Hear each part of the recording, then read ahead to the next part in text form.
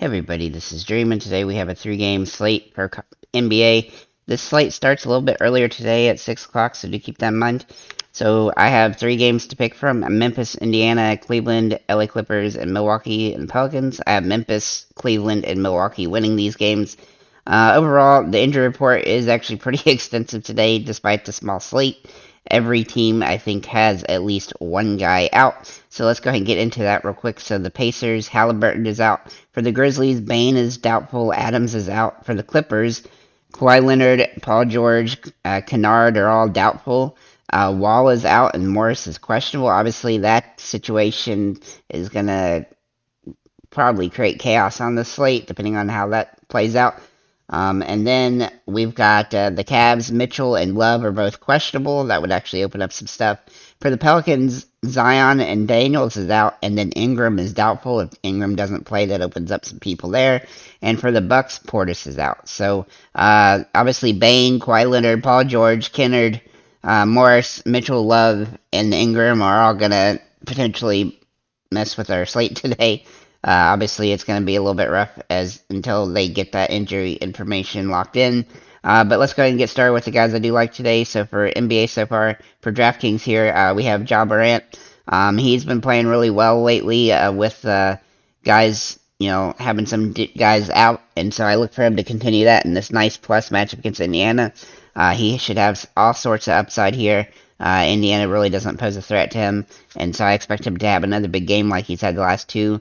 Then we're going to look at Miles Turner. Now, he is very streaky. He'll probably either get 20 fantasy points or 50, and so obviously his price point's kind of right in the center of that, so it's going to be a little bit difficult to roster him, but that's just how he is. But on a smaller slate, he's definitely worth taking a look at, especially in a decent matchup here. Without Adams playing, he has more upside.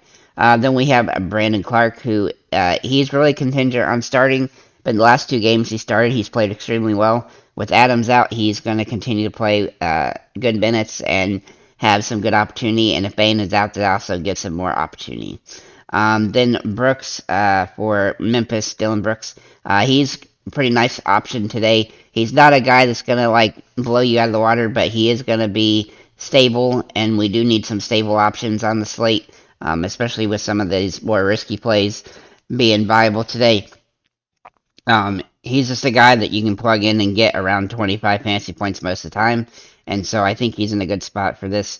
We'll have to wait and see how this slate does play out for him, his usage though. For Pat Connaughton, he also looks really good today. A little bit more expensive than he was, but still cheap enough, and he should be starting. Just make sure he's locked in and Portis is still out, which it looks like he will be, but he should be good to go in this matchup. His price is a little bit cheap for what his potential is in this game. Then we're going to look at Chris Duarte for Indiana. Now, he has got some really nice upside here. He's played really well, but you do want to make sure he's starting. If he doesn't start, then I wouldn't want to use him, but if he does start, he has some viability on the slate as a cheaper option. Then I'm just going to mention that the Clippers and the Cavs both have lots of guys that we have to wait on injury-wise, and so, with Paul George and Kawhi Leonard potentially out, and then Mitchell potentially out, and Morris potentially out, that's really going to open up a lot, and so, you got to look at all sorts of guys. Now, I will say here on DraftKings, the Cleveland options are a little bit more expensive. Everybody's kind of priced up. Garland, Mobley, and Allen have all priced themselves up, and LeVert has a little bit, and he hasn't been playing well either. As for the Clippers, though, we basically have three good options if both Paul George, Kawhi Leonard, and Morris are all out.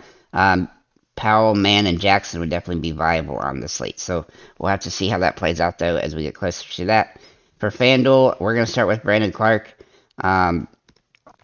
He has been playing really well as a starter, but make sure he continues to start. He's not as cheap as FanDuel, but he is as DraftKings, but he is viable on the slate. Same goes for Dylan Brooks. His price point has come up a little bit, but he's about the same price, and he has some good upside, and he's a little bit of a safer option with the injury situation there, especially if Bane is ruled out, which I think he probably will be. And then Ja Morant for the Grizzlies. He's just played really well the last two games. I expect that to continue. His price is high, but it's still viable on the slate, especially in a nice plus matchup against Indiana. Then we're going to look at Miles Turner, who's very streaky. He has some upside here, but he also has that pretty bad downside. So you do have to be wary. But I do think he's got a double potential in this particular matchup. Should be a lot of jump shots and stuff. Then Giannis, if he does play, which he's probable, so I think he probably will play. But if he does play, he's been really good since coming back. He's had a double in the last 3 games. Actually, he's had doubles for a while, I think, since January 6th. So I expect him to play well in this one. And it's a nice matchup for him against New Orleans without Zion. And especially if Ingram is out, that would even boost him a little bit more. And then we're going to look at TJ McConnell for Indiana. He is priced up a lot, and I don't love him, but he does have some nice upside if he continues to start and the injury situation stays the same in Indiana. So obviously the same thing goes with the Clippers and Cleveland over here. Everybody's priced a little bit higher than they should be for Cleveland, but if Mitchell does get ruled out, then they do become viable on the slate, especially on FanDuel. And then for the Clippers, the same Powell, Mann, and Jackson all would be interesting on the slate. So with that said, guys, thank you for liking, commenting, subscribing, and have a nice day, guys.